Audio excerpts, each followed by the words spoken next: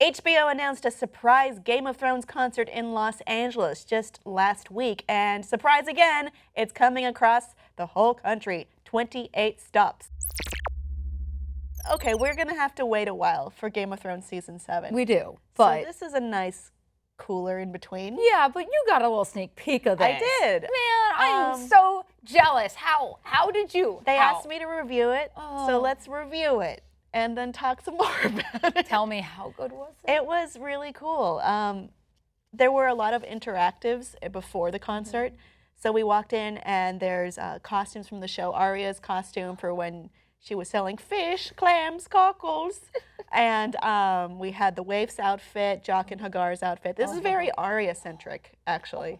And a bunch of banners of the different houses. And then you go into, I want to call it the Great Hall in my mind, but that is from Harry Potter. It's this large room. All of the house banners are strung around the top, which is cool. And then there's just, the orchestra isn't there yet, but you know, their seating is there. And there's photo ops with the Iron Throne, with the background with the stained glass. There's a photo op of Arya holding Needle, and it's like connected to a stick, so you don't run away with Needle.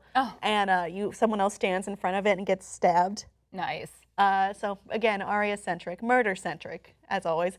And then there's this actually appeared at San Diego Comic-Con, which was the Hall of Faces. Oh, yeah. So you take your picture at this kiosk, and then you get it sent to you, but it also appears on the wall.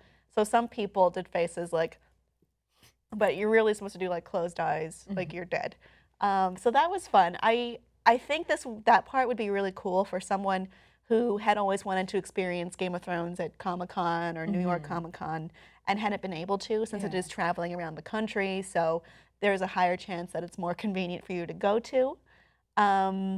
That part is very reminiscent of what you might find at a con, though. That's cool. The orchestra itself or the orchestral section, was really cool. We only got an abbreviated version because I believe it was just in previews, and there were 3 performances that day. Beforehand, Isaac Hempstead Wright and Ramin Djawadi, sorry, my mistake. Ramin Djawadi and Isaac Hempstead Wright came out and talked a little bit with each other.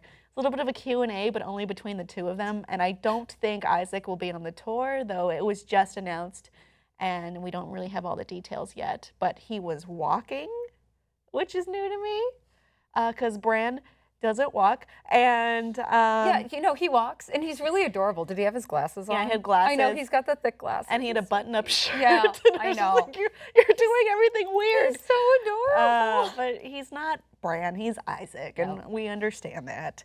We just want him to be Bran and tell us things. You just want him like scooting across the floor. I get it. I want Christian Nairn to carry him around everywhere. I know. But I won't be happening anytime soon.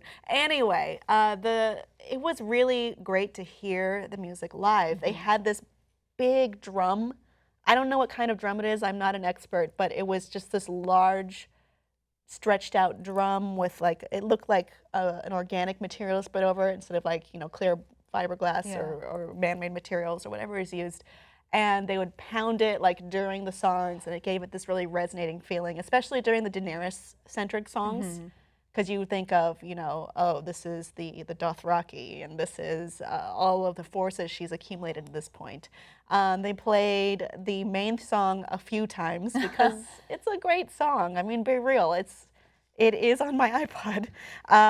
They also played Cersei Lannister's special song during her coup. Yes! Called The Lights of Seven, which is what played when before and during her, let's not spoil it, her big moment in King's Landing. That one. There's a lot going on. There's a lot of iconic music. They also played The Rains of Castamere, but it was very, you know, muted and understated, because that's the mood of the song. And nobody died. No, and then they closed the doors. Yeah. And then there was some stabbing, and I mean, most of us survived. That's good. After declaring allegiance to the phrase. But it went pretty well. I really enjoyed myself. I think it's a good experience for someone who's a fan of Game of Thrones and is maybe feeling like, you know, a little ennui that we're going to get a delayed season 7. A delayed and shortened. Delayed and shortened season 7 and a short season 8 after that. But it's a great breather. It's a great fan experience too, and everyone there seemed to really love it and want to chat about it and get into theories and what have you, and that's fun too, meeting other like-minded, strong-willed fans. So I had a great time. Well, I can't wait till I hope they do a full show in LA so I can buy tickets. And I go. think there is one in LA, but it won't be at the Palladium. I forgot. It'll probably be where. at like LA Live or something. I forgot the venue. I love it's the listed Palladium. online though if you want to check it out right now.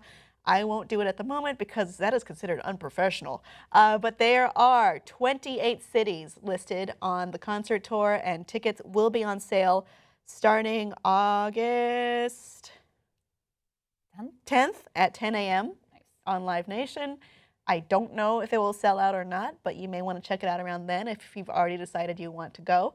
I had a great time. That's awesome. It's not anything new, but it's more like reveling in things that were already cool. I just feel like the whole experience of, anytime you can listen to live music, especially live music of such an iconic nature from one of my favorite shows, I'm stoked. I'm super excited. It was to go fun. to it. Yeah.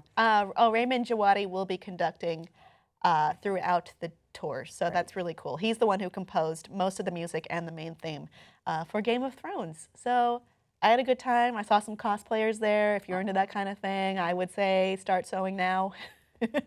But the tour won't happen until next year. Yeah. At least most of the dates, I believe.